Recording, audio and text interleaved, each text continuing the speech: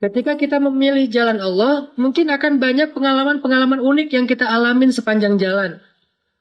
Kalau kita ngambil jalan yang lain, kayaknya lempeng, cuman nggak sampai. Lurus tuh, nggak tahu kemana tapi. Kalau jalan Allah kadang berliku.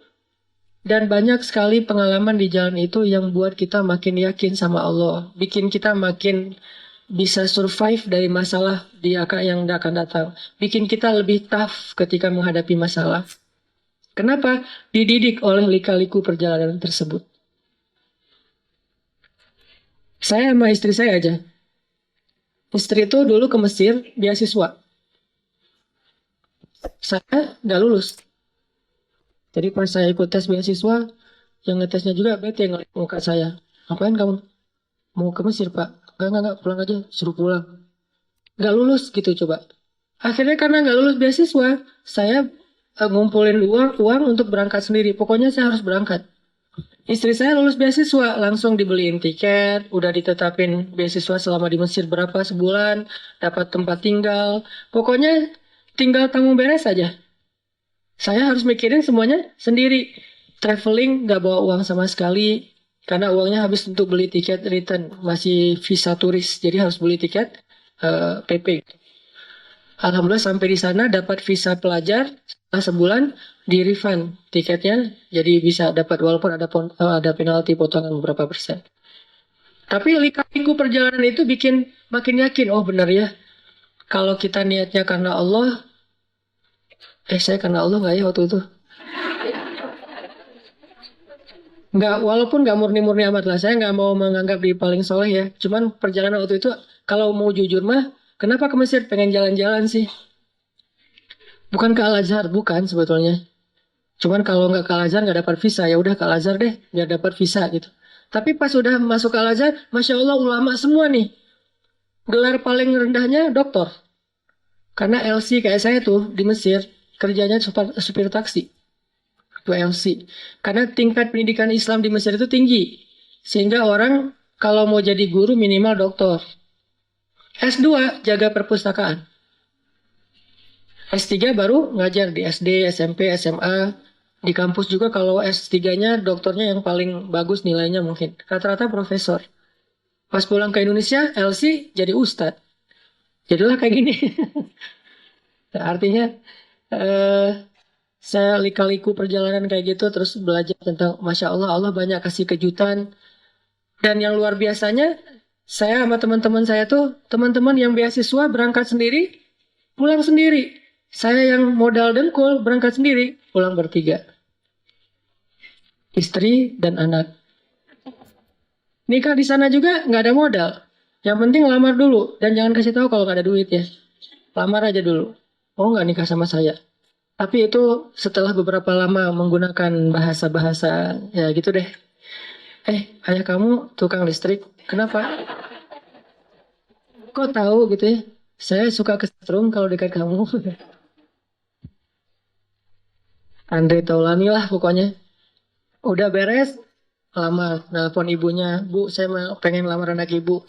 Oh, gimana anaknya? Ya anaknya udah setuju bu, gitu. Aku langsung mewakili anaknya. Padahal anaknya juga belum jawab.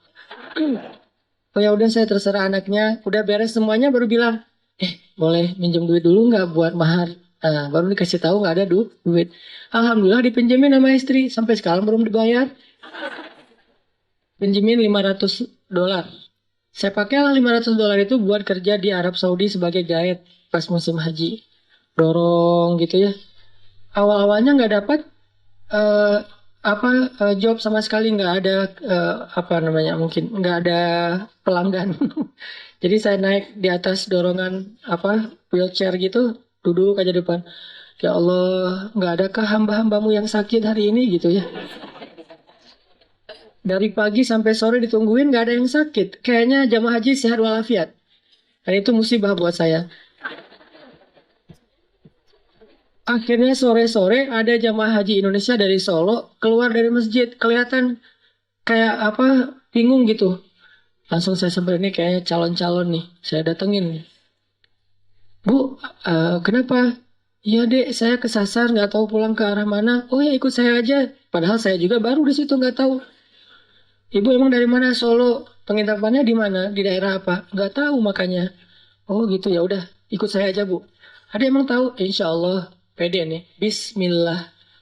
Ya Allah, masa saya akan lapor hari ini kan? Nih kayaknya nih rezeki yang Allah datangkan. Tapi kan kita harus ngadapin challenge-nya dulu, jalanin. Jalan sama ibu tuh sambil ngobrol. Ternyata saya juga asal milih jalan sebetulnya, nggak tahu kemana. Ternyata pas lagi jalan, itu kayak tempat tinggal ibu tuh. Bener Bu, coba deketin. Oh ya bener, alhamdulillah. Adek tahu aja jalannya dan segala macam. Mana saya tahu. Allah yang ngasih tahu. Akhirnya dia ketemu teman-temannya, sepanjang jalan kita ngobrol, dia rekomendasiin saya ke teman-temannya. Ujungnya apa? Dia besok bisa nggak ngantar kita lagi ke masjid supaya nggak kesasar? Oh siap, siap, siap. Dah mulai, oh dia ini ada nenek-nenek minta didorong. Alhamdulillah lancar. Pulang-pulang bawa beberapa ribu dolar, itu modal pernikahan kita. Kalau udah azam menikah, baru Allah kasih rezeki. Tapi kalau masih tanggung, nggak dikasih. Makanya kalau pengen dapat kejutan dari Allah, mantepin dulu aja akad sama Allah. Allah, ya Allah saya pengen nikah. Ya udah, saya kasih rezeki. Kan bagian masing-masing kan? Bagian kita menikah, bagian Allah memberi rezeki. Sehingga kalau kita datang ke calon mertua, nggak usah khawatir dengan pertanyaan-pertanyaan mainstream standar gitu. Kerja di mana? Lagi cari kerjaan, Pak.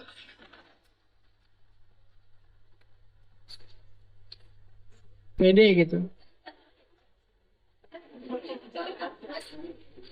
Terus gimana kamu ngasih makan anak saya? Siapa yang ngasih makan? Allah. Masa dia mau bilang nggak mungkin kan ya? Kalau perlu koleksi beberapa hadis, judulnya hadis-hadis melamar. Itu ada beberapa hadis, salah satu yang terkenal, kalau datang kepadamu anak-anak anak muda yang baik akhlaknya, maka jangan ditolak. Ngomong aja Pak, saya pernah tuh ya baca hadis, katanya sih sahih gitu. Ini kayak gini nih hadisnya, bener nggak ya Pak?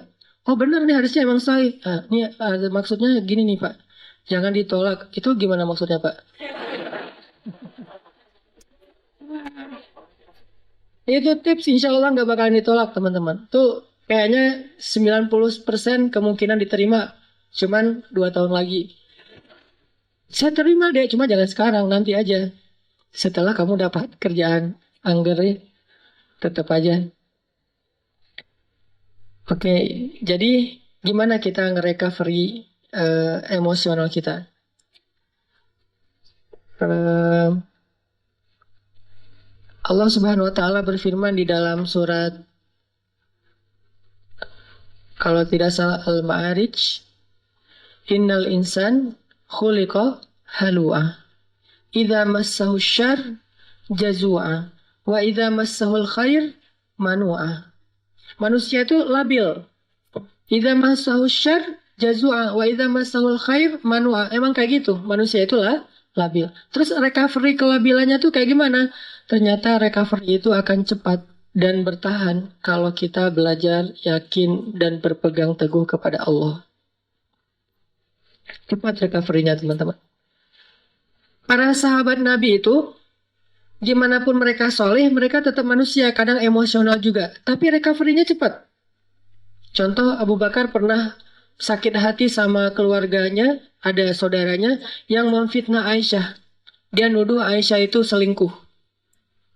Sakit hati kan Abu Bakar?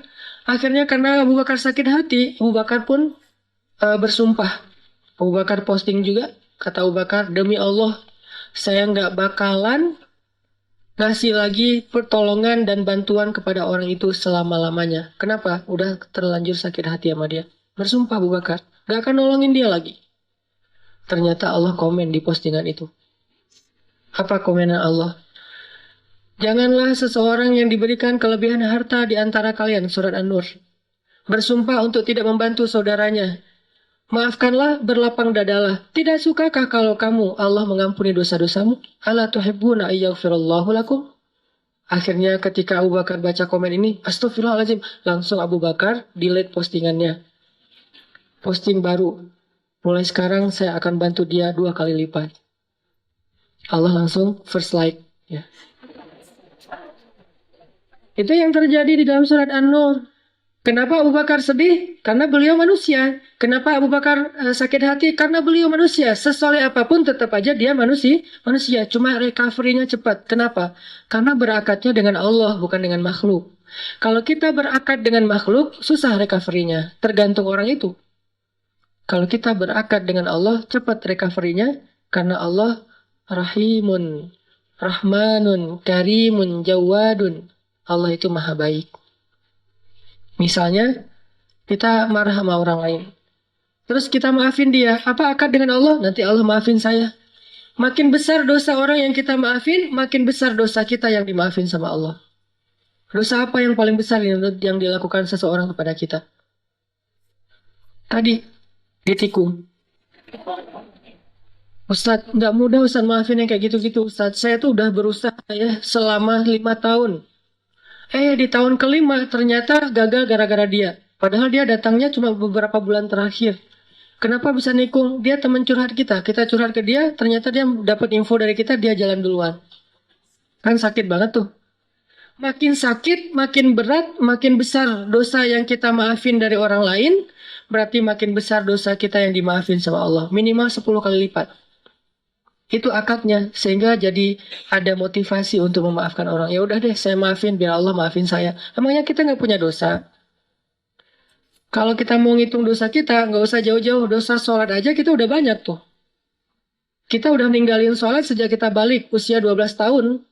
Kan kita dulu sering ngerasa 12 tahun tuh masih anak kecil ya. Sehingga sholat suka belang-belentong gitu, nggak rapi. Kadang sholat, kadang enggak. Yang rajin cuma sholat maghrib doang ya. Isya subuh udah kelewat. Terus pas sudah ABG dikit, usia 17 tahun masih sholat. Cuma sering menjamak. Subuh dijamak dengan duha misalnya.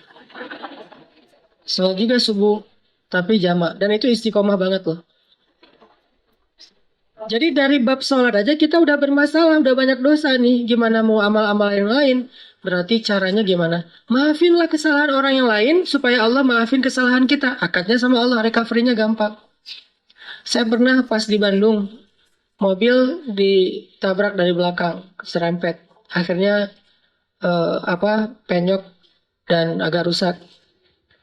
Terus orangnya marah duluan. Mungkin cara dia marah duluan biar ketahuan bahwa kita yang salah. Dia turun langsung marah-marah. Saya bilang, tenang aja, jangan marah-marah. Kita selesaikan baik-baik. Akhirnya dia agak down dikit, agak nyaman dikit, ngobrol. Tapi tetap aja keras, nggak mau.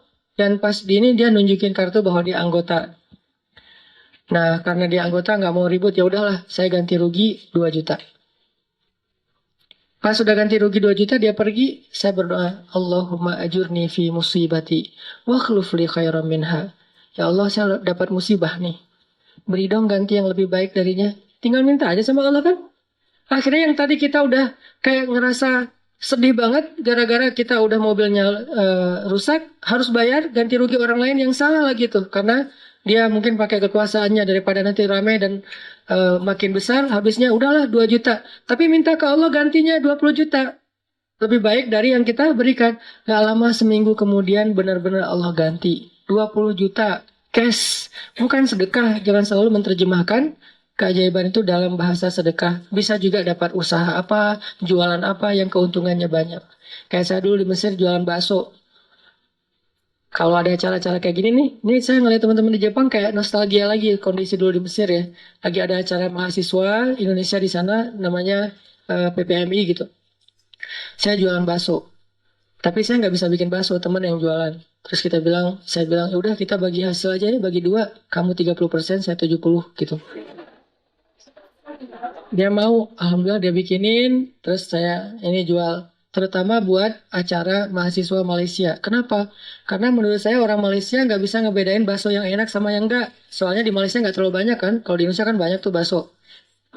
Akhirnya jual ke Malaysia. Nggak terlalu enak juga mereka. Wah enak Pak Cik, tak apa-apa gitu ya. Udah jualan. Kalau orangnya enakan, enakan. Orangnya nyaman gitu, saya kasih baksonya banyak. Kalau orangnya mukanya agak-agak kurang nyaman, kasih aja 2 lah. Nggak usah banyak-banyak datang. Pak Cik, mau bakso? Oh ya, kasih 10. Datang lagi, diam-diam mau apa?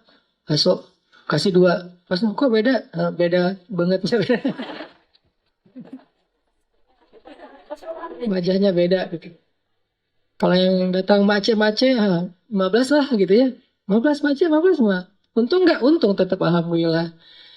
Jadi kenapa? Karena kita berakatnya kalau hilang sesuatu Allah yang ganti. Saya pernah mau acara sholat tahajud malam-malam.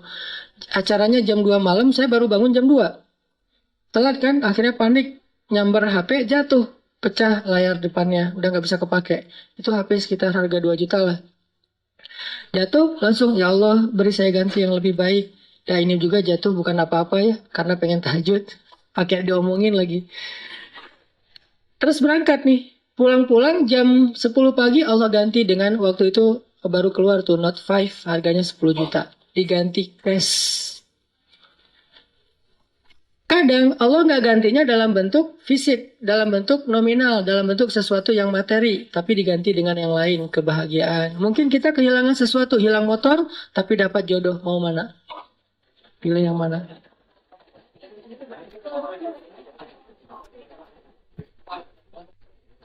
Jadian nih, gara-gara nikmat hilangnya motor. Pas ketahuan kita nggak punya motor, putus lagi.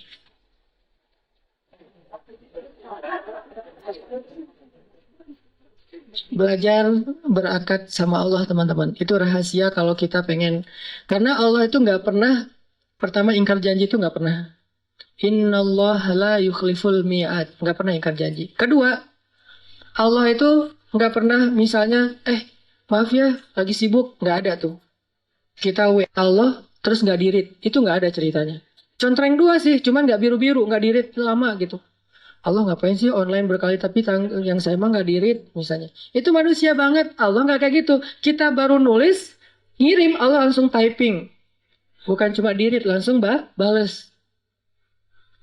Nggak mungkin Allah tuh ngebiarin kita minta terus nggak dibayar, nggak dibales lama. Nggak mungkin. Dan nggak mungkin juga Allah misalnya habis pulsa, habis kuota itu nggak ada. Ala kulli syai'in qadir, maha kuasa atas segala sesuatu. Jadi kayaknya paling nyaman berakad itu sama Allah. Cuman kita harus ngerti cara Allah bermuamalah dengan kita. Tidak selalu materi, karena buat Allah materi itu nggak berharga banget. Kalau seandainya berharga, pasti Allah ngasih semua kita kekayaan. Tapi ternyata orang soleh nggak semuanya kaya. Tapi orang soleh itu rata-rata, bukan rata-rata, semuanya bahagia. Makanya tadi subuh saya cerita ada teman misalnya, baru hijrah, dia bilang gini, Ustadz, kenapa ya sejak hijrah hidup saya agak-agak kayak rezekinya jadi seret gitu, jadi susah. Gimana ceritanya? Iya, saya udah dulu mah lancar, sekarang malah jadi susah. Saya bilang, enggak, karena buktinya kamu hijrah juga karena kebanyakan hutang kan. Berarti selama ini sebelum hijrah, enggak lancar rezekinya, yang lancar hutangnya. Setelah hijrah, Allah permudah untuk membayar hutang itu. Bukan rezekinya seret, tapi rezekinya dibagi. Sebagian dipakai, sebagian untuk bayar hutang. Allah udah kasih solusi. Nggak mungkin lah Allah ngecewain kita yang berhijrah karena Allah tuh nggak mungkin. Jangankan Allah nih, Nabi Muhammad aja nggak pernah membiarkan ada yang datang ke beliau ditolak dalam keadaan nggak dikasih apa-apa itu nggak ada. Semua yang datang ke Nabi meminta sesuatu pasti pulangnya membawa sesuatu. Apa aja? Pernah Nabi lagi jalan pakai baju baru gitu. Baru dikasih sama Raja Khurasan. Kasih baju. Bajunya warna merah. Bukan gamis ya, baju biasa. Warna merah dipakai sama Nabi. Terus dilihat sama orang miskin, sahabat ngomongnya, Muhammad, itu baju bagus juga ya, gitu. Nabi pas diomongin kayak gitu, Nabi tanya, kenapa mau gitu? Mau. Dibuka sama Nabi, Nabi pulang nggak pakai. Nah Nabi juga kalau pulang nggak pakai baju masih keren ya, six pack gitu. Kita nggak pakai baju zero pack kan agak-agak gimana gitu kan ya. Kan perut Nabi itu six pack kata sahabat, seperti batu yang tersusun kan. Itu karena mungkin beliau bukan nge-gym sih, sering naik kuda itu kan kayak orang bisa seluruh tubuhnya tuh gerak, akhirnya bagus badan Rasulullah. Nabi nggak pernah mau ngecewain orangnya. Terus Nabi jalan pakai syalnya syal baru gitu. Untungnya nggak pakai kupluk baru ya, pakai syal doang gitu. Datang orang Badui ditarik syalnya, dilepas sama Nabi dikasih.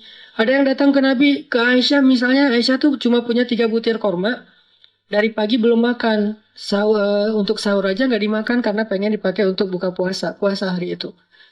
Datang satu orang ibu dengan 2 anaknya, karena lapar bilang, Aisyah saya belum makan dari pagi. Aisyah langsung ngambil ngasih. Jadi nggak makan sahur, nggak berbuka puasa. Kenapa? Karena sifat Nabi itu tidak ada yang datang kepada beliau pulang dalam keadaan tangan kosong. Itu nggak ada. Nabi aja kayak gitu, apalagi Tuhannya Nabi, Allah Subhanahu Wa Taala. Nggak ada yang datang kepada Allah pulang dalam keadaan kecewa, itu nggak ada. Kalau dia kecewa, berarti dia nggak ngerti cara berakad sama Allah. Dia salah paham dengan cara-cara Allah. Kalau dia ngerti Allah, nggak bakalan kecewa. Dia tahu banget Allah Maha Baik. Allah yang selama ini nolongin saya. Allah yang yang menyelamatkan saya.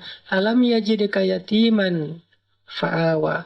Wa wajadaka dhallan fahada. Wa wajadaka ailan fa'aghna. Dan Allah itu tergantung prasangka hambanya kepada Allah. Kalau kita berprasangka baik, Allah akan ngasih apa yang kita persangkakan 10 kali lipat lebih baik.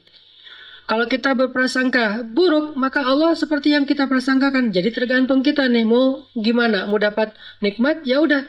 Allah Maha Pemberi nikmat. Mau dapat jodoh, Allah Maha menciptakan segala sesuatu berpasangan. Nggak mungkin saya dibiarkan sendiri. Masa kita kalah sama Julaibib? Budak yang bahkan tidak bernilai di mata orang-orang Quraisy, dia nikahnya sama seorang putri raja. Ini kayak dongeng gitu kan?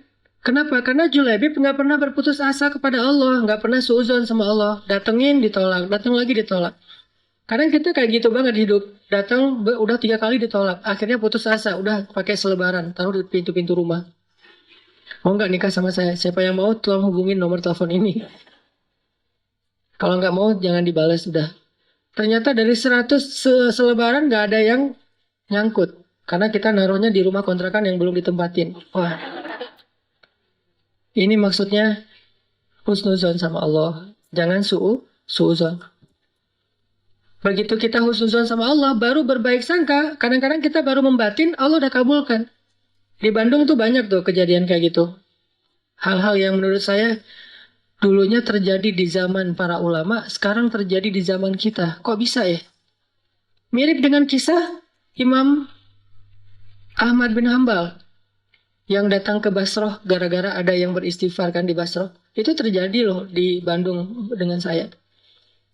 Suatu hari saya datang ke masjid markasnya Pemuda Hijrah, Masjid Al-Latif di Bandung. Ada rapat gitu, kita sering rapat, terus karena macet, saya nggak mau naik kendaraan sendiri, pesan ojek online, berangkat. Dari pagi sampai sore. Di masjid itu, saya sholat zuhur dan asar ngimamin. Karena lagi ada saya di situ, ya udah sekalian ngimamin. Pas sudah selesai asar, udah beres semua rapat, saya order lagi, ada yang ngambil, ojek online, jalan. Di tengah jalan orangnya ngobrol, Mas, suka sholat di masjid itu juga? Saya bilang, ya, sesekali, saya bilang. Iya ya, masjid itu ramai sekarang anak-anak mudanya luar biasa itu masjid. Saya juga suka sholat di situ kata dia. Itu ada tuh imam muda siapa namanya di situ teh? Muzammil. Iya ya Muzammil tuh suaranya bagus ya.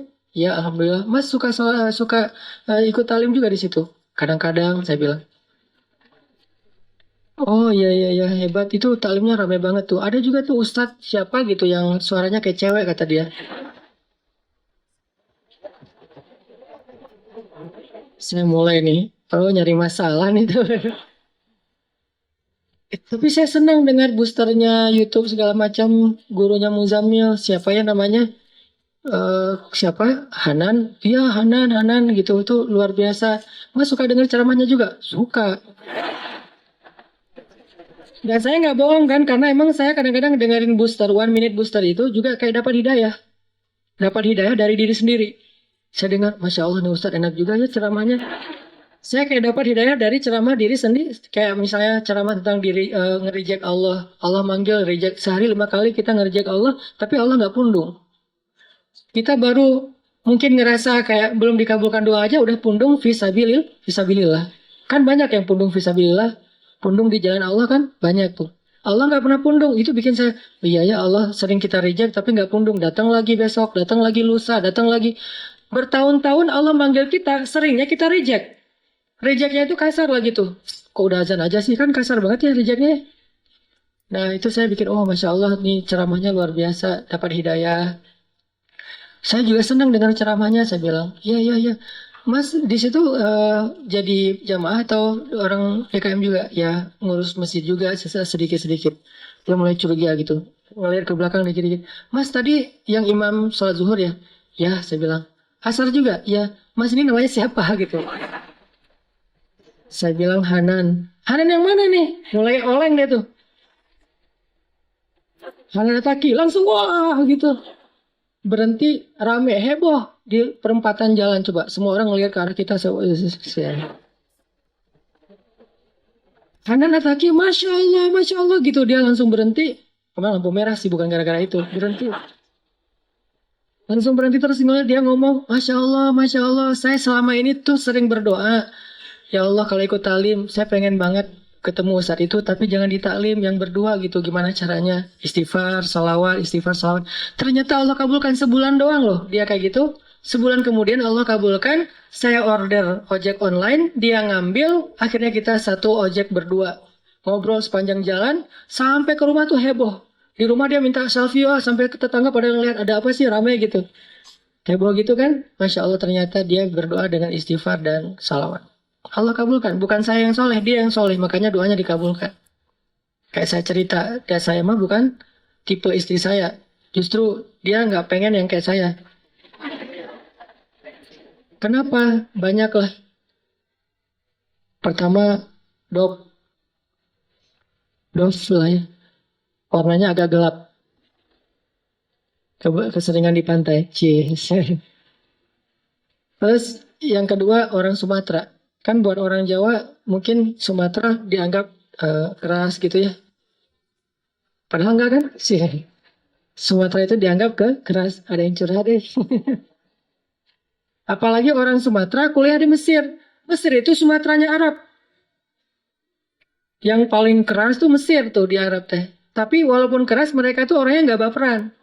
Keras doang, cuman nggak sampai ke hati. Ngomong nyapa, hey bro, tapi kayak orang marah-marah. Kamu ini nyapa atau marah? Nyapa. Oh ya. Saking ininya. Sehingga buat istri saya ketemu orang Sumatera. Awal-awal nikah itu banyak yang nggak nyambung. Menurut istri saya lagi marah. Menurut saya nggak lagi marah. Salah saya apa? Saya bilang. Dia udah baper misalnya. Karena beda culture antara Jawa sama Sumatera. Sumateranya Aceh pula. Yang di kampung saya itu memang markasnya GAM juga. Jadi kita terbiasa ngomongnya teriak-teriak. Akhirnya istri saya ngambek. Pas kita mau foto wedding lagi tuh. Habis nikah, mau foto berdua, foto keluarga. Ngambek akhirnya dia naik tram yang di tengah kota itu yang lambat gitu tuh. Dia naik, saya kejar. Tapi di slow motion gitu. Saya kejar, akhirnya karena nggak kekejar, dia naik di gerbong depan, saya di gerbong belakang. Tapi saya berdiri di pintu ngelihat kalau dia pas sudah berhenti di halte mana, saya lihat dia turun nggak? Oh belum turun, saya tungguin. Belum turun, pas dia turun, saya turun juga. Wah ngejar-ngejar. Akhirnya kita foto dalam keadaan bete. Dan foto itu masih ada sekarang. Wajahnya wajah bete. Saya bukan tipenya banget tuh.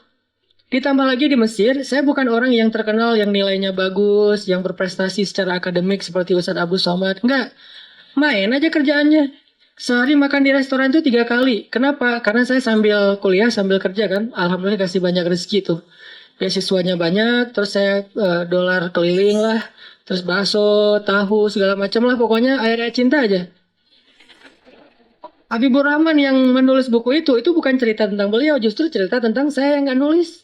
Karena yang kayak saya itu ada beberapa orang yang emang kerja mungkin kurang mampu lah ya. Tadi anak tukang pangkas kan. Lagian saya ngirim ke adik-adik saya yang lagi sekolah di Aceh. Saya kirim, Mak butuh apa? Ya mau mau Ramadan tapi di rumah nggak ada kulkas. Ya udah berapa harga kulkas? Dikirim beri kulkas. Kulkas pertama ada di rumah kita tuh pas saya di Mesir. Mak butuh apa lagi? Ya mau pasang telepon masa Mama harus ke tetangga terus nggak enak kalau ditelepon sama kamu. Ya udah pasang, kirimin. Adek butuh apa? Baju baru kirimin. Alhamdulillah ada rezeki nih. Nah tadi cerita apa? Apa tadi teh? Kok jadi kemana-mana? Ya itulah pokoknya. Intinya eh agak gagal fokus. Intinya bahwa ketika saya di Mesir itu, alhamdulillah saya itu bukan tipe istri tapi dia bisa terima. Pas saya datang kayak nggak bisa nolak gitu. Kenapa? Karena kita kuat-kuatan doa. Mungkin ternyata Allah lebih mengijabah doa saya daripada doa dia. Kalau dia ya Allah jangan yang itu, jangan yang itu, jangan yang itu. Saya ya Allah yang itu banget deh. Ternyata Allah mengijabah. Ustadz dilawan nih. Oh ya Allah. Tahajud, begitu diterima, tahajudnya lupa. Kebiasaan manusia tuh gitu. Ya Allah, yang itu banget, yang itu banget. 4 ciri yang ada, yang dia pantengin. Nggak boleh saya banget, ada pada saya 4-4-nya. Pas saya tanya, kenapa kok kamu terima? Karena kamu punya yang kelima, apa hati kamu. Kenapa dengan hati saya? Enggak lah ya. Yang jelas, Allah yang menggenggam segala sesuatu. Minta aja sama Allah. Bukan sama makhluk. Makhluk boleh kita minta tolong segala macam. Cuma bergantungnya jangan kepada makhluk. Kalau kita gantungnya sama Allah, dimudahin banget. Saya tuh suka kadang-kadang, dulu kan suka ada kayak film apa yang vampir teh apa? Ya, New Moon ya, yang versi terbarunya kan ya. Nah, yang pas New Moon-nya kan si cowok vampirnya udah kayak meninggal gitu kan ya. Terus ceweknya caper sama cowoknya ngapain? Kayak mau bunuh diri, balapan supaya si vampirnya muncul nolongin dia gitu kan? Belum pada nonton? Kompak. Nah, kita tuh harusnya dalam bahasa yang lain analoginya ke Allah tuh kayak gitu. Saya suka banget gambling tapi akadnya ke Allah. Karena saya tahu Allah nggak akan biarin saya sendiri. Ngambil aja sebuah resiko tapi jangan melanggar syariat Allah ya. Karena kalau kita melanggar berarti nggak ada akad sama Allah. Selama kita nggak melanggar syariat, Allah nggak akan biarin kita sendiri. Kayak tadi mau kerja, modalnya modal dengkul, jalanin aja. Mau keluar negeri nggak bawa duit, jalanin aja. Selama kita keluar negerinya bukan mau berbuat dosa. Kerjanya mencari yang halal. Menikah juga untuk menghalalkan hubungan. Kalau kita ngelakuin sesuatu karena Allah, walaupun nggak punya modal, Allah nggak biarin kita sendiri. Dan saya suka ngambil gambling kayak gitu. Dan saya ke Bandung juga dulu nggak ada apa-apa. Kalau istri hidupnya kayaknya lebih mudah nih. Kalau saya emang banyak lika-liku. Istri ke Bandung diterima langsung jadi dosen. Saya jadi TU juga nggak diterima. Kamu nggak boleh di sini. Nggak tahu ya ada apa dengan wajah saya. Kenapa orang gampang sebel ngeliat wajah saya. Kamu nggak boleh. Oh ya Pak, nggak apa-apa gitu. Akhirnya istri ngajar, saya ikut.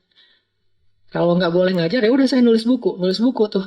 Pertama nerjemahin bahasa Arab ke bahasa Indonesia. Pas sudah capek-capek nerjemahin berapa ratus halaman, pas mau dicetak saya bawa ke penerbit katanya buku ini udah pernah diterbitin. Dah, tahu gitu saya nggak akan capek-capek nerjemahin. Udah gagal nerjemahin, nulis buku sendiri. Ya udah kalau nggak bisa terjemahin saya nulis aja sendiri. Apa yang ada di kepala saya pokoknya capruk aja lah, tulis. Mau ditawarin ke penerbit, semuanya mengatakan ini nggak layak diterbitin. Nggak layak diterbitin, ya udah. Sudah yang kedua nggak layak. Ada yang satu-satunya layak tapi kayak nggak menghargai penulis gitu. Royaltinya kecil banget dan itu dicicil selama 6 bulan sekali. Wah, daripada gitu saya terbitin sendiri aja deh. Bikinlah penerbit sendiri, bukan percetakan. Alhamdulillah dimudahkan sama Allah. Cetak 3.000 eksemplar. Udah dicetak, saya jadi penulis, saya jadi direktur penerbit, saya jadi kuli yang ngangkat-ngangkat buku saya dibawa ke bus malam untuk dikirim ke Sumatera, ke Jawa, angkat. Jadi saya kalau di Bandung tuh ada jalan raya namanya Soekarno-Hatta, gede tuh. Saya nyebrang Soekarno-Hatta sambil ngangkat kardus Marlboro yang isinya buku, bayangin. Angkat 2, satu di sebelah kanan, sebelah kiri. Dan itu penulis buku loh. Nanti, Pak, saya mau ngirim buku ini. Buku apa? Adalah buku bagus, penulisnya juga terkenal. Sebelah, dikirimin, alhamdulillah nggak balik. Nggak ada yang transfer, nggak balik juga. Sekitar 70% nggak balik, cuma 30% yang balik. Oke, nggak masalah. 1.000 udah dikirimin, nggak balik. 2.000 lagi. Ada pameran buku Islamic Book Fair di Bandung, yang biasanya diadain setiap beberapa bulan sekali. Saya minjem stand di situ. Boleh saya pakai satu space kecil di depan standnya? Boleh, kata yang punya standnya. Akhirnya saya bikin X-banner. X-bannernya, orang kan judul buku segala macam. Enggak, wajah saya yang paling gede di situ. Pencitraan kan? Pencitraan ordai lah pokoknya. Pencitraan gede wajah saya. Salah lagi tuh, saya ngambil foto dari handphone. Foto lagi pakai baju kemeja putih. Ternyata di sini kelihatan di kantong ada duit 1.000. Kelihatan lagi tuh. Saya pakai spidol. Saya pakaiin spidol nih, jangan kelihatan duit 1.000.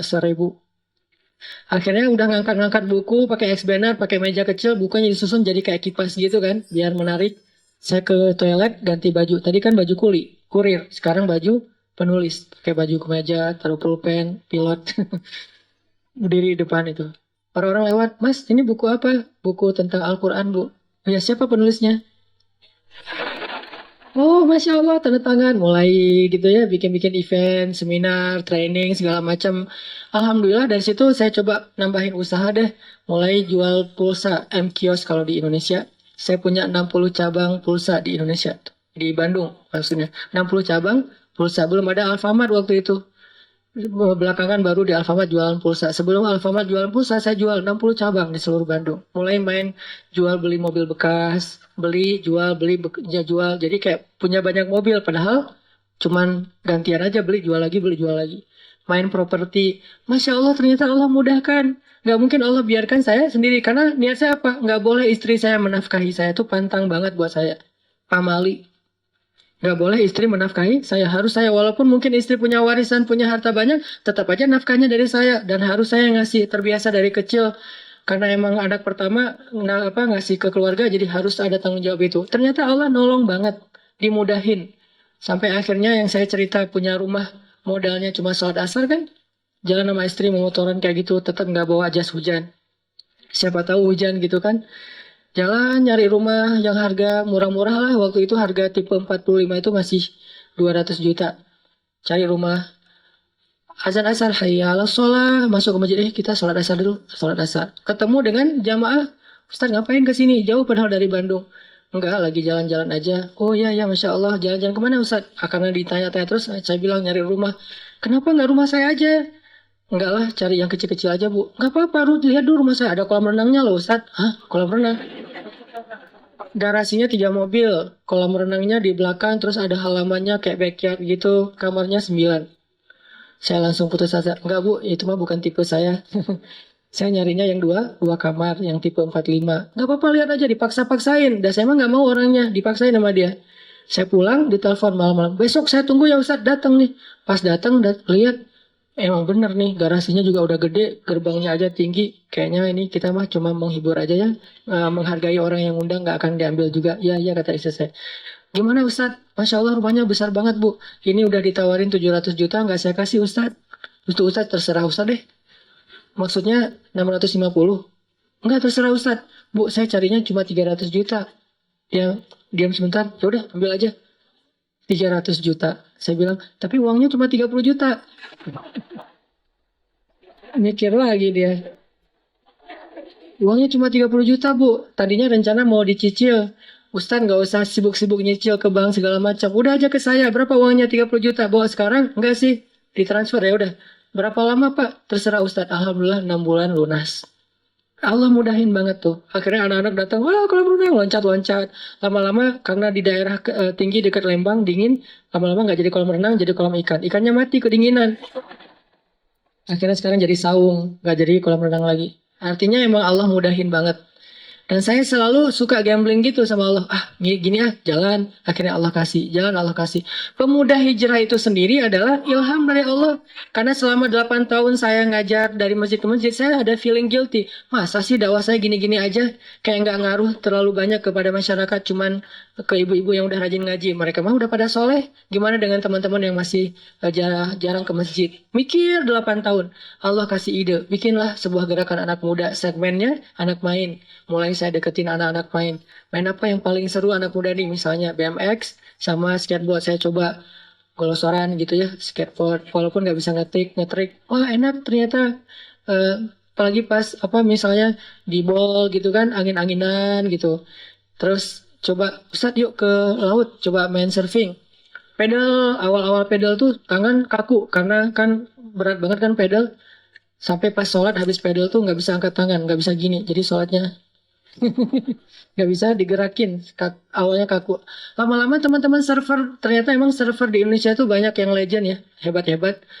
Server-servernya pada respect karena dianggap Ustadz bisa pedal juga udah uyuhan kan. Ustadz pedal doang gitu kan ya. Pas segitu ya udah lumayan lah untuk Ustadz mah pedal doang walaupun datang ombak lari gitu. Ombak, Allahu Akbar, lari gitu. Apalagi kalau udah barrel gitu kan itu bahaya banget sampai pernah dihempaskan ke bawah sampai habis ini. Walaupun nggak seperti hempasan masa lalu sih masih lumayan lah. Dihempasin. Artinya dimudahin sama Allah dalam jalan dakwahnya sampai alhamdulillah jadi tren di Indonesia. Anak muda berhijrah di seluruh Indonesia sekarang anak muda itu rajin taklim ke masjid. Itu semuanya dari Allah.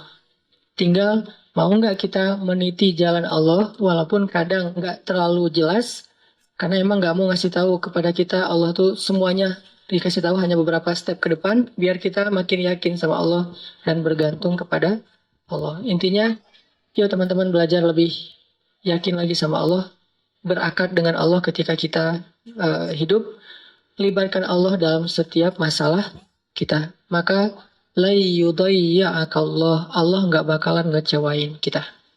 Itu aja yang bisa saya sampaikan. Alhamdulillahirabbil alamin. Hamdan katsiran tayyiban mubarakan fih kama yuhibbu rabbuna wa yarda. Asyhadu an la ilaha illallah wahdahu la syarika lah. وأشهد أن محمدا عبده ورسوله لا نبي بعده اللهم صل وسلم وبارك على سيدنا محمد كما ذكره الذاكرون الأخيار وصل وسلم وبارك على سيدنا محمد ما اختلف الليل والنهار وصل وسلم وبارك على سيدنا وحبيبنا ومولانا محمد وعلى المهاجرين والأنصار عباد الله أوصيكم ونفسي بتقوى الله وتزودوا فإن خير الزاد التقوى إن أكرمكم عند الله أتقاكم فاتقوا الله ما استطعتم ولقد قال الله تعالى في القرآن الكريم أعوذ بالله من الشيطان الرجيم يا أيها الذين آمنوا اتقوا الله حق تقاته ولا تموتن إلا وأنتم مسلمون. Jamaah Jumat yang dirahmati Allah Subhanahu wa taala.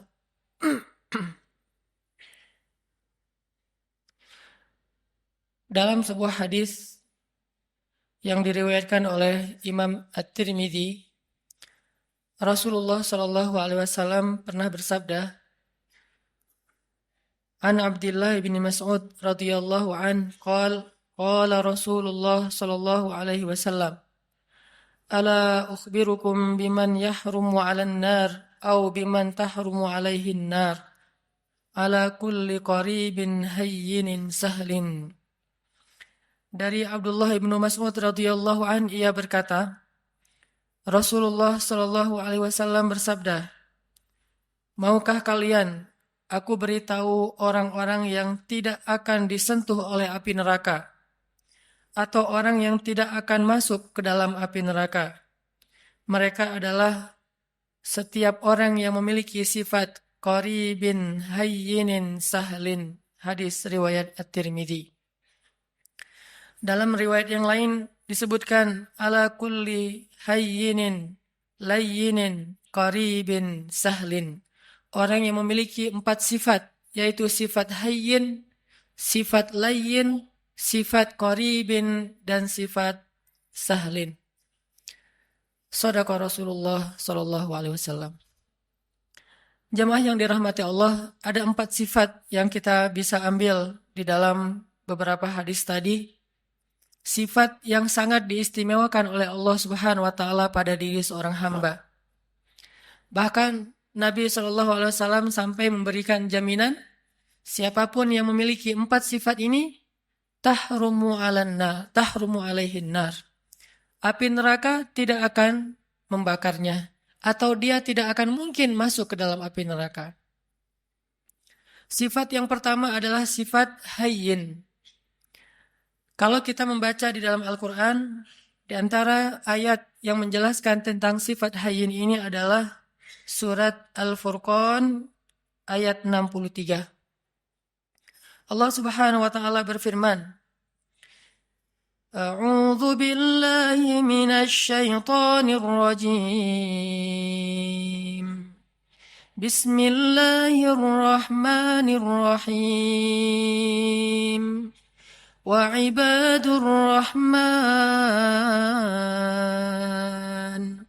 وعباد الرحمن الذين يمشون على الأرض هونا وَإِذَا خَاطَبَهُمُ الْجَاهِلُونَ قَالُوا سَلَامًا.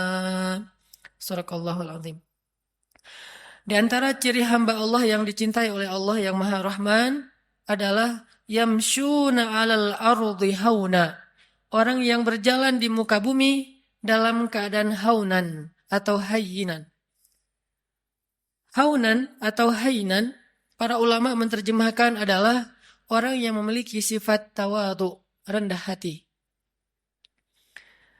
Dan sifat rendah hati ini adalah sifat dasarnya seorang hamba.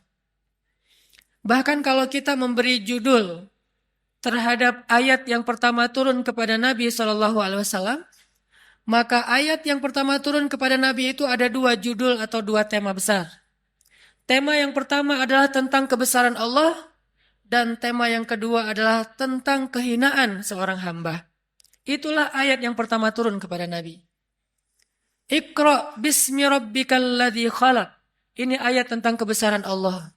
Khalaqal insan min 'alaq. Ini tentang kerendahan makhluk.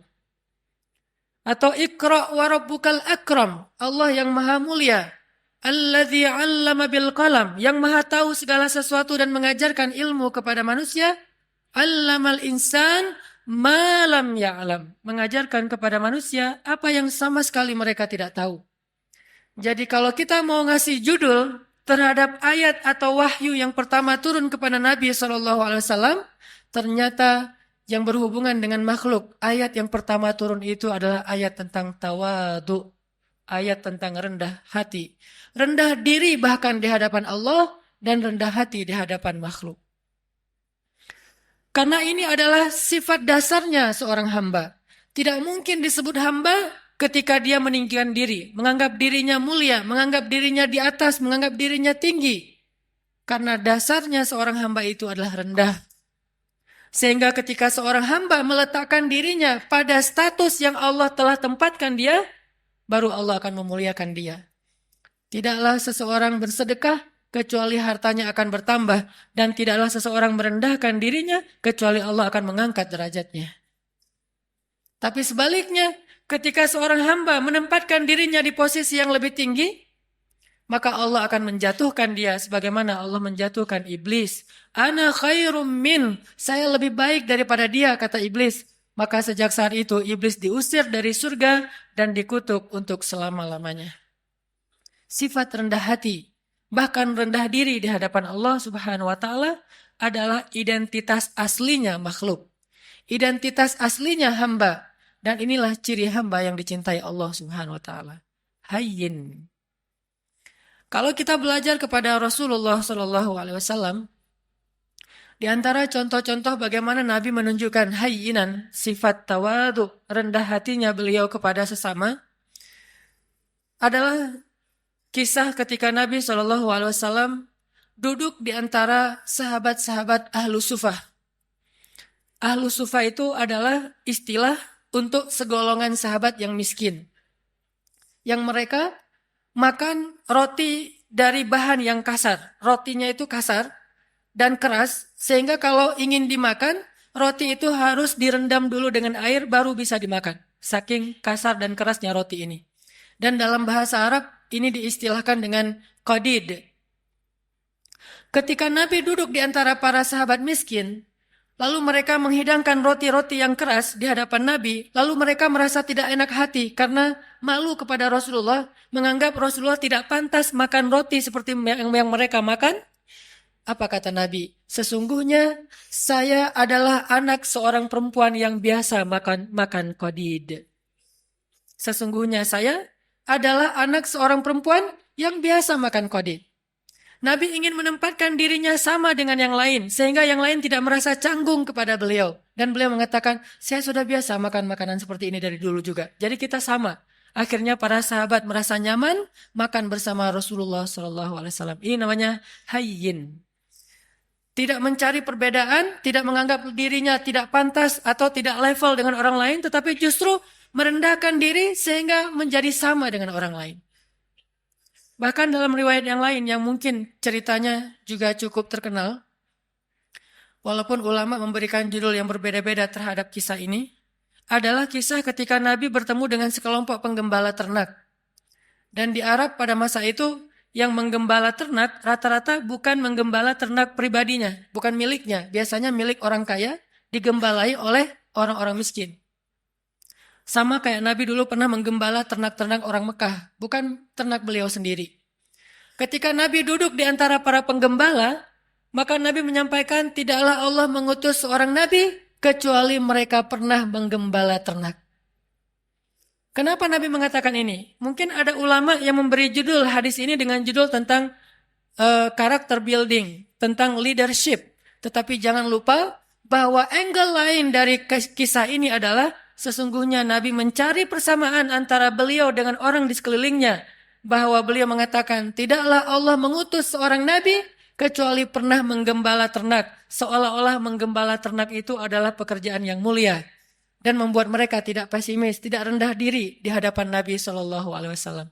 Ini adalah cara-cara cerdas Nabi SAW dalam menyampaikan akhlak, menunjukkan akhlak hayyin, rendah hati di antara para sahabat. Banyak lagi hadis-hadis yang luar biasa, kisah-kisah bagaimana Nabi rendah hati di antara orang lain, di antara para sahabat.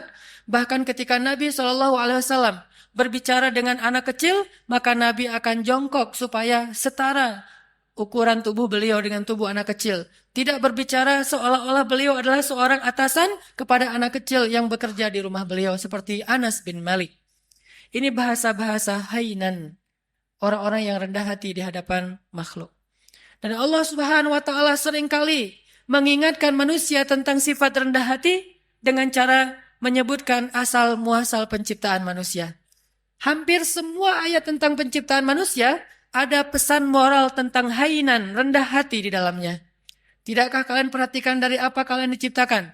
Ada ayat diciptakan dari tanah, ada ayat diciptakan dari dua manusia, yaitu Adam dan Hawa. Ada ayat yang diciptakan dari setetes air yang hina. Ada ayat yang diciptakan dari segumpal darah. Intinya adalah kalian harus tahu diri bahwa kalian sebetulnya bukan siapa-siapa. Allah lah yang telah memberikan kepada kalian kehormatan dan kemuliaan.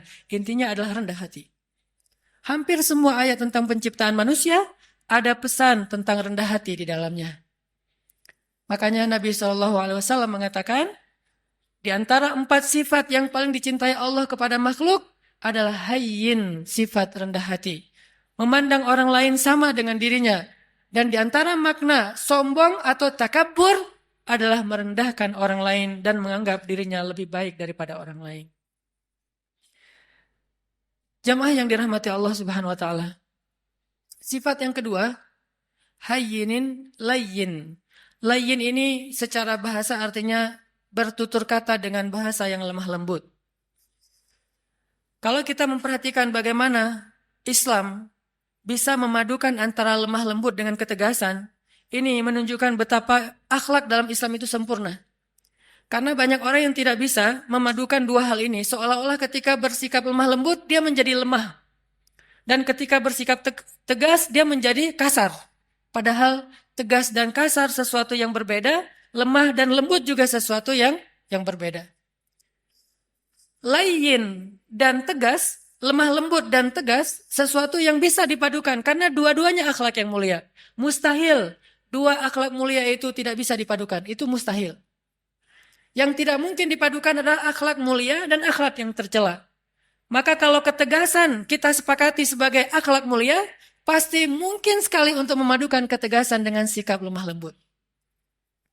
Bahkan salah satu ayat yang cukup jelas mengajarkan kepada kita tentang sikap lemah lembut dalam situasi apapun adalah ayat ketika Allah mentarbiyah, mendidik Musa dan Harun ketika mengutus keduanya untuk berdakwah kepada Firaun.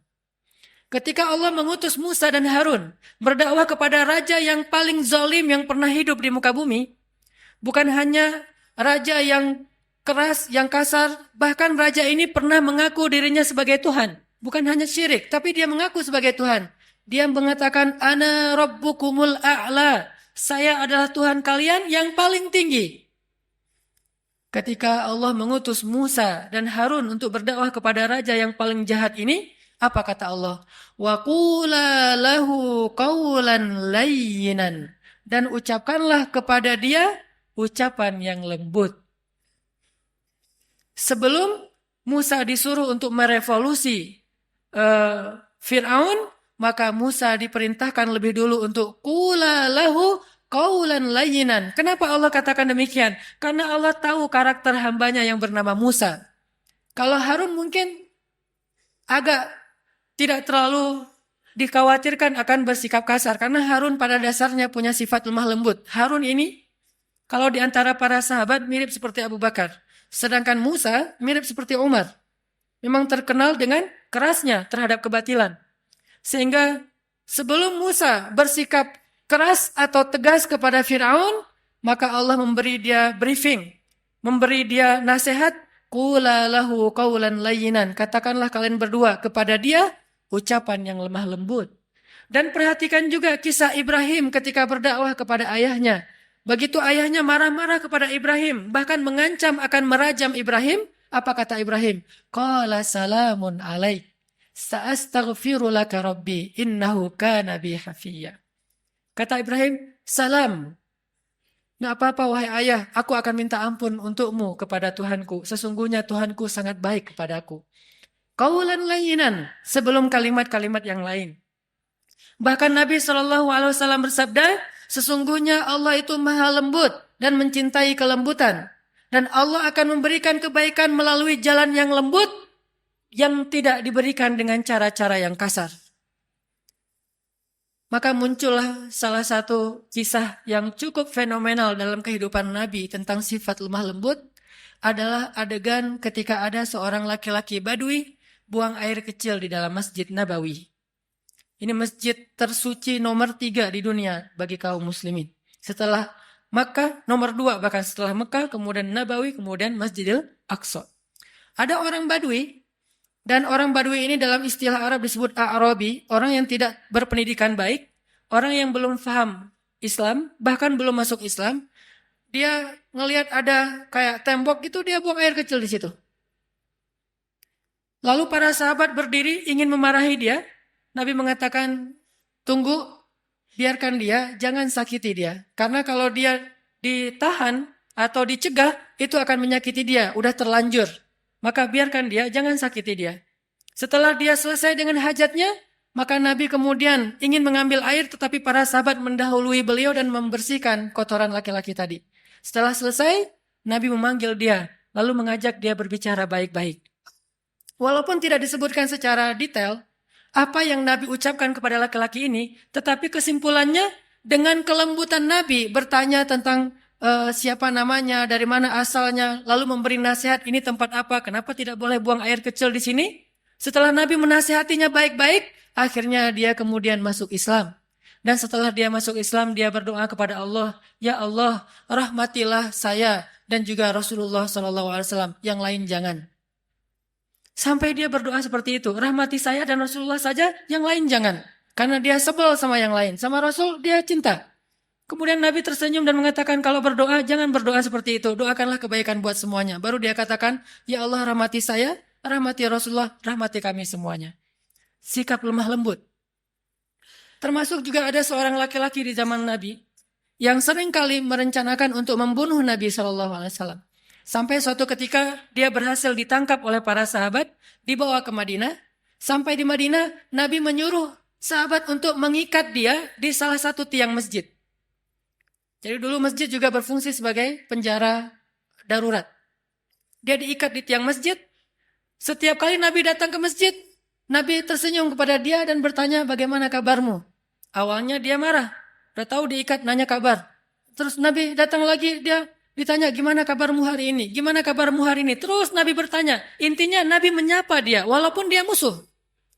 Dan ternyata lama-kelamaan dengan sapaan Nabi yang lembut, tulus, dan senyum Nabi yang luar biasa, akhirnya dia menjawab, baik wahai Muhammad. Bagaimana kabarmu? Baik wahai Muhammad. Lalu Nabi mengatakan, lepaskan ikatan dia. Setelah dilepaskan ikatannya, Nabi bertanya kepada dia, menurutmu apa yang harus kami lakukan kepadamu? Kata dia, kalau engkau mau, lepaskan saya akan pulang ke kampung saya, akan saya ambil harta yang banyak, lalu saya berikan kepadamu tebusan terhadap diri saya. Dan peganglah janji saya. Maka Nabi mengatakan, tidak, engkau tidak perlu menebus, engkau bebas. Dia mengatakan, saya bebas? Ya, tapi kalau kamu ingin kembali ke negerimu, mandilah terlebih dahulu. Dia disuruh mandi. Setelah dia selesai mandi, dia diajarkan cara berwudu. Ternyata gara-gara keadaan suci itu Allah menurunkan hidayah ke dalam hatinya, lalu dia masuk Islam. Setelah dia masuk Islam, dia ketemu dengan Rasulullah, dia mengatakan, sungguh dulu engkau adalah orang yang paling saya benci, maka sekarang engkau adalah orang yang paling saya cintai. Allah mengubah sesuatu dengan sifat lemah lembut yang tidak bisa diubah dengan sifat yang kasar dan keras. Lalu muncul lagi adegan, seorang laki-laki di zaman Nabi, Muslim, tapi dia suka minum. Lalu ketika dia dalam keadaan mabuk, dia suka mengganggu orang di jalan. Sehingga ditangkap oleh para sahabat, dihadirkan kepada Nabi. Nabi mengatakan, ikat dia di depan masjid. Lalu Nabi mengatakan, kita akan menghukum dia dengan cara, setiap orang yang datang ke masjid, mengambil sendalnya dan memukul dia dengan sendal mereka. Setiap masuk masjid. Setiap masuk masjid, sendal dipegang, pukul. Dan memukulnya pun di bagian yang tidak akan melukai. Mungkin di lengannya atau di kakinya. Dipukul, lalu masuk ke masjid. Supaya dia sadar. Lalu tiba-tiba ada seorang laki-laki, sahabat, memukulnya sambil mencela dengan mengatakan, celaka kamu. Maka Nabi SAW mengatakan, jangan begitu. Janganlah engkau membantu syaitan untuk mencelakakan saudaramu. Tegas, tetapi tetap menjaga kehormatannya. Sampai Nabi bersabda, kalau kita baca kitab Riyadhus Shalihin, ada bab yang khusus masalah ini. Nabi bersabda, jika budak perempuan kalian berzina, maka cambuklah dia, tetapi jangan mencela dia. Kalau dia berzina untuk kedua kalinya, cambuklah dia, tetapi jangan mencela dia. Kalau dia berzina lagi untuk ketiga kalinya, maka juallah dia walau dengan harga seutas tali yang murah, tetapi jangan mencela dia. Dalam Islam tidak ada ruang untuk mencela siapapun. Tetapi hukum, hak agama untuk ditegakkan. Sedangkan celaan bukan bagian dari agama. Ini sikap lemah lembutnya Islam tanpa kehilangan ketegasannya. Kemudian Nabi juga mengatakan tentang bagaimana seorang suami kepada istri. Istausu bin nisa'i khairan, fa innal mar'ata khuliqat min dhila, wa inna a'wajad dhila a'lah. Perlakukanlah istri kalian dengan lemah lembut, dengan baik. Karena sesungguhnya perempuan itu tercipta dari tulang rusuk. Dan tulang rusuk yang paling bengkok itu yang atasnya. Jika kalian terlalu kaku, keras, mereka akan patah. Dan jika kalian membiarkan, mereka tetap bengkok. Istausu bin nisa'i khairan. Perlakukan mereka dengan lemah lembut. Ini diantara banyak sekali riwayat-riwayat tentang pentingnya sifat lemah lembut, walaupun bukan berarti tidak ada ketegasan sama sekali. Yang ketiga, setelah hayyinin, rendah hati, layyinin, lemah lembut, ada sahlin. Sahlin itu mudah dan memudahkan. Kalau ke dirinya easy going, kalau ke orang lain itu dia sangat gampang, enjoy gitu. Tidak terlalu mempersulit urusan orang lain. Dan saking ingin memudahkan urusan orang lain, Nabi SAW sering kesulitan sendiri. Saking ingin memudahkan urusan orang lain, sampai beliau sering kesulitan sendiri. Di antaranya, suatu saat Nabi sedang berada di pasar, tiba-tiba ada seorang perempuan, kemudian meminta Nabi, hei anak muda, temenin saya belanja. Nggak tahu kalau itu Rasulullah. Ditemenin sama Nabi, angkat barang-barangnya sampai selesai semuanya, kemudian diantarkan ke rumahnya, sehingga Nabi jadi tidak menyelesaikan hajatnya sendiri, demi memudahkan urusan orang lain. Karena Allah berfirman, siapa yang memudahkan urusan saudaranya di dunia, maka Allah mudahkan urusan-urusan dia nanti di akhirat. Dan kita tahu akhirat itu hari ketika urusan akan sangat sulit dan kepayahan. Nabi memudahkan. Bahkan dalam sebuah riwayat yang juga cukup terkenal, suatu pagi Nabi SAW lapar, kemudian beliau datang ke dapur istrinya, membuka-buka, kalau bahasa kita mungkin membuka panci gitu, ingin mencari makanan apa di dapur. Ternyata hari itu Aisyah belum memasak apa-apa. Sehingga Nabi ketika lagi buka-buka panci di dapur, tiba-tiba Aisyah muncul. Nabi tidak ingin mempersulit Aisyah, sehingga tiba-tiba Nabi mengatakan, ya Aisyah, hari ini saya berpuasa. Sehingga Aisyah otomatis mengatakan, oh ya sudah kalau gitu sekalian, memang saya hari ini tidak memasak? Bukankah puasa sunnah boleh niat belakangan dengan syarat belum makan apa-apa? Akhirnya Nabi yang tadinya niat tidak puasa, gara-gara tidak ada makanan dan tiba-tiba Aisyah muncul. Dan kalau Nabi sampai ketahuan lagi buka-buka panci, nanti Aisyah terpaksa harus belanja, masak segala macam. Untuk memudahkan Aisyah, Nabi mengatakan langsung, Aisyah, hari ini saya berpuasa. Sehingga Aisyah tidak perlu merasa bersalah karena tidak memasak hari itu. Lihat bagaimana Nabi memudahkan urusan keluarganya. Bahkan ketika ditanya kepada Aisyah, ya Aisyah, apa yang dilakukan Nabi di rumah? Aisyah mengatakan, Nabi di rumah sibuk menyelesaikan semua urusan istri-istrinya. Jadi Nabi kalau di luar, orang berlomba-lomba menyelesaikan hajat beliau, kalau di rumah, beliau justru sibuk dan tidak berhenti untuk menyelesaikan hajat keluarganya. Menyelesaikan urusan orang lain, sahlin, memudahkan. Dan Allah Subhanahu wa taala senang memudahkan urusan hamba. Yuridullahu bikumul yusra wala yuridu bikumul usra. Allah ingin memudahkan kalian dan tidak ingin mempersulit kalian. Lalu siapa kita yang ingin mempersulit urusan orang lain? Bahkan Allah saja ingin memudahkan urusan kita. Yang terakhir, jamaah yang dirahmati Allah, sifat yang dicintai Allah dari seorang hamba adalah qaribin. Qaribin ini lalu menjadi bahasa Indonesia karib, artinya dekat, akrab, tidak jaim. Orangnya itu mudah untuk bergaul. Baru kenal dengan dia langsung akrab. Dan juga bukan berarti dia terlalu sok akrab atau caper dan seterusnya, tetapi mudah bergaul dengan dia. Tidak ada jarak, tidak membuat orang sungkan. Rasulullah SAW ketemu dengan siapapun, orang itu akan mudah curhat kepada beliau. Bahkan seorang perempuan yang baru kenal beliau, dengan nyaman curhat kepada beliau. Datang seorang perempuan mengatakan, ya Rasulullah, bukankah Allah la yastahi minal haq? Allah tidak malu kalau kita ngomong tentang suatu kebenaran? Kata Nabi, ya. Memangnya ada apa? Kata dia, ya Rasulullah, bagaimana cara membersihkan haid? Seorang perempuan nyaman bertanya itu kepada Rasulullah. Dan pasti tidak akan nyaman bertanya itu kepada yang lain. Bagaimana cara membersihkan haid? Nabi mengatakan, ya dibersihkan. Kata dia, ya tapi bagaimana? Kata Nabi, ya dibersihkan. Kata dia, ya tapi bagaimana ya Rasul? Akhirnya Aisyah yang mendengar pertanyaan ini, memegang tangannya, membawa dia masuk ke dalam dan dijelaskan secara lebih jelas, lebih detail, karena Nabi tidak mungkin menjelaskan itu kepada yang bukan mahramnya. Tapi intinya di sini, betapa seorang perempuan merasa nyaman untuk curhat, menanyakan perihalnya kepada Rasulullah, termasuk sampai turun ayat curhat di dalam Al-Quran. Tahukah kita surat curhat di dalam Al-Quran? Surat curhat itu namanya Al-Mujadalah atau Al-Mujadilah. Kalau kita baca Al-Mujadilah artinya curhat. Kalau kita baca Al-Mujadilah artinya perempuan yang sedang curhat. Sampai turun ayat tentang curhat, seorang perempuan datang kepada Rasulullah dan menanyakan perihal masalah keluarganya kepada Rasulullah SAW. Dan tidak ada orang yang datang kepada Nabi dalam keadaan kecewa. Maka jamaah yang dirahmati Allah Subhanahu wa taala, tunjukkan 4 sifat ini dalam kehidupan sehari-hari kita. Mulai dari keluarga, tetangga, siapapun, bahkan orang yang kadang kita tidak kenal di jalan.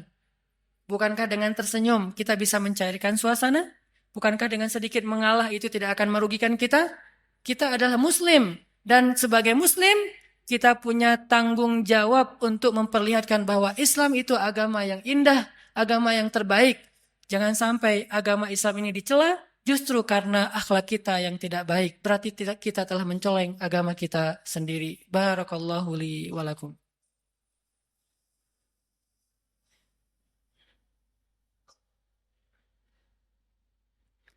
Alhamdulillahirabbil alamin. Asyhadu an la ilaha illallah wa asyhadu anna Muhammadar Rasulullah. Allahumma salli wa sallim wa barik ala sayyidina wa habibina wa maulana Muhammadin wa ala alihi wa sahbihi ajma'in. Jamaah yang dirahmati Allah Subhanahu wa taala, Allah Subhanahu wa taala berfirman, Bismillahirrahmanirrahim. Ya ayuhan nas, ya ayyuhalladzina amanu, la yaskhar qaumun min qaum asa ayyakunu khairan minhum wala nisa'um min nisa' asa ayyakunna khairan minhun. Janganlah kalian saling mencela, karena bisa jadi orang yang dicela itu lebih baik daripada orang yang mencela. Begitu juga sekelompok perempuan. Jangan mencela kelompok perempuan yang lain, karena bisa jadi perempuan yang dicela itu lebih baik daripada yang mencela. Intinya, ayat-ayat akhlak di dalam Al-Quran itu sangat banyak, Dan jangan lupakan bahwa akhlak itu sama pentingnya dengan akidah dan ibadah. Dan bukan berarti mengambil akhlak membuang akidah dan ibadah. Atau sebaliknya, mengambil akidah dan ibadah saja tapi mengabaikan akhlak. Islam adalah sebuah kesatuan. Memahami Islam itu harus kafah. Udkhulu fis silmi kafah. Masuklah kalian ke dalam agama ini secara utuh. Utuh artinya tidak mengambil sebagian ayat dan membuang sebagian yang lain. Mengambil satu sunnah dan membuang sunnah yang lain. Mengambil satu syariat dan membuang syariat yang lain. Maka siapapun yang membeda-bedakan antara satu ayat dengan ayat yang lain, satu sunnah dengan sunnah yang lain, satu syariat dengan syariat yang lain, sungguh dia tidak beriman kepada Allah Subhanahu wa taala. Yukhadi'una Allah walladzina amanu wama yakhda'una illa anfusahum. Mudah-mudahan kita bisa mengamalkan ayat dan hadis-hadis tentang akhlak ini dalam kehidupan kita, dan Allah Subhanahu wa taala memberikan apa yang dijanjikan kepada kita, yaitu terhindar dari api neraka. Terakhir, marilah kita sama-sama berdoa, dan saya selalu berharap kaum muslimin di seluruh dunia, hari Jumat adalah yaumud du'a, hari diijabahnya doa. Maka bantulah saudara-saudara kita di Suriah, di Palestina, di Rohingya, di seluruh dunia, termasuk mungkin yang di Indonesia seperti di Aceh dan di seluruh Indonesia. Bantulah mereka dengan doa. Mudah-mudahan doa-doa kita akan meringankan urusan-urusan mereka dan akan mendatangkan pertolongan Allah Subhanahu wa taala kepada mereka. Bismillahirrahmanirrahim. Allahumma ighfir lana walil muslimin. Allahumma ighfir lana waliwalidayna warhamhuma kama rabbayana sighara. Allahumma inna nas'aluka al-huda wat-tuqa wal-'afafa wal-ghina.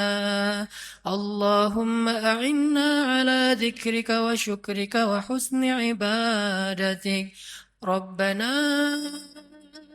آتنا من لدنك رحمة وهيئ لنا من أمرنا رشدا واجعل لنا من كل ضيق مخرجا ومن كل هم فرجا ومن كل عسر يسرا. اللهم انصر الإسلام والمسلمين. اللهم انصر المسلمين في فلسطين. اللهم انصر المسلمين في سوريا. اللهم انصر المسلمين في العراق. اللهم انصر المسلمين المستضعفين المظلومين في رهينيا. اللهم انصر دعوتنا يا الله. اللهم اشف صدور المسلمين يا الله.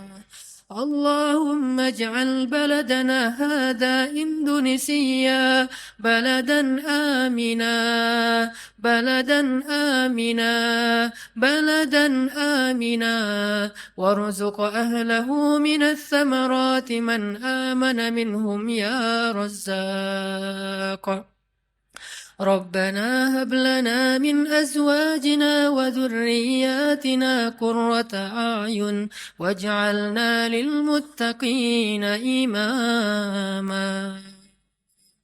Ya Allah, ya Arhamar Rahimin, ampunkanlah dosa-dosa kami ya Allah, maafkanlah kesalahan kami ya Allah.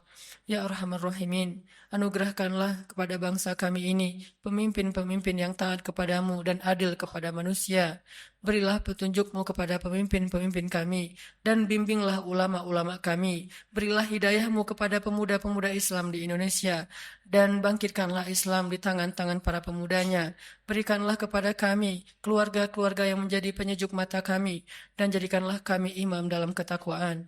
Ya Arhamar Rahimin, bantulah saudara-saudara kami di seluruh dunia, saudara-saudara kami di Palestina, di Suriah, di Irak, di Myanmar, di Yaman, di Mesir, dan di seluruh dunia ya Allah. Bantulah saudara-saudara kami di Nanggro Aceh Darussalam dan kuatkanlah kesabaran mereka. Hindarkanlah negeri ini dari malapetaka dan musibah-musibah yang akan mengambil dan menyakiti urusan dan menyulitkan urusan kaum muslimin. Ya Arhamar Rahimin, satukanlah barisan kaum muslimin, satukanlah hati kaum muslimin. Engkaulah yang menggenggam hati hambamu, tidak ada daya dan upaya kecuali dengan kebesaranmu ya Allah. Ya Arhamar Rahimin, jadikanlah kami termasuk di antara orang-orang yang menolong agamamu. Jangan engkau biarkan kami menjadi orang yang hanya duduk berpangku tangan dan membiarkan agamamu dalam keadaan terlunta-lunta. Ya Arhamar Rahimin, selamatkanlah kami di dunia dan di akhirat. Jauhkan kami dari azab kubur. Berikanlah kepada kami husnul khatimah. Rabbana atina fid dunya hasanah wa fil akhirati hasanah wa qina adzabannar. Qulu qawli hadza wastaghfirullah li wa lakum innahu huwal ghafurur rahim. Sejak Rasulullah wafat, berkali-kali Bilal minta izin kepada Abu Bakar untuk ikut jihad dan gak pulang lagi ke Madinah, pengen tinggal di tempat yang lain. Udah gak kuat lagi berada di Masjid Nabawi. Karena orang yang dia cintai telah wafat. Tapi gak diizinkan oleh Abu Bakar sampai akhirnya setelah sekian lama membujuk Abu Bakar bisa diizinkan, pergilah Bilal dan akhirnya Bilal tinggal di Syam. Kalau sekarang Suriah. Di sanalah Bilal menikah. Jadi selama ini dia asik dengan cintanya kepada Rasulullah sehingga nggak sempat mikirin pernikahan. Baru berangkat ke Syam, sampai di Syam Bilal menikah di sana. Menikah di sana, hidup di sana sampai setelah beberapa tahun berada di Syam, akhirnya bergantilah pemerintahan dari masa Abu Bakar ke masa Umar bin Khattab. Setelah beberapa tahun di Syam, pada suatu malam Bilal menangis. Malam-malam dia bangun nangis, gerung-gerung gitu kayak anak kecil. Istrinya nanya, "Ya Bilal, ada apa? Ada apa? Kamu mimpi buruk?" "Enggak, justru ini mimpi baik."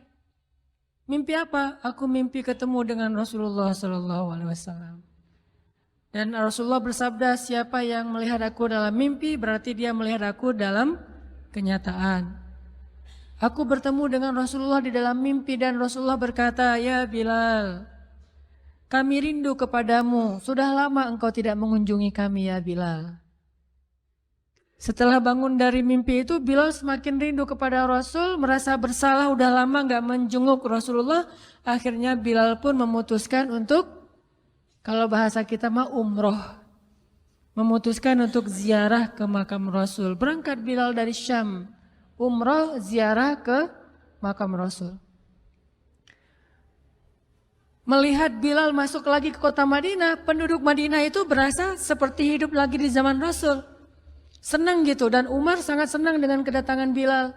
Sehingga selesai Bilal sholat, selesai Bilal ibadah-ibadah sunnahnya, termasuk menjenguk atau berziarah ke makam Rasul dan Abu Bakar. Kemudian Umar berkata kepada Bilal, "Ya Bilal, sudah lama kami tidak mendengar suara azan darimu.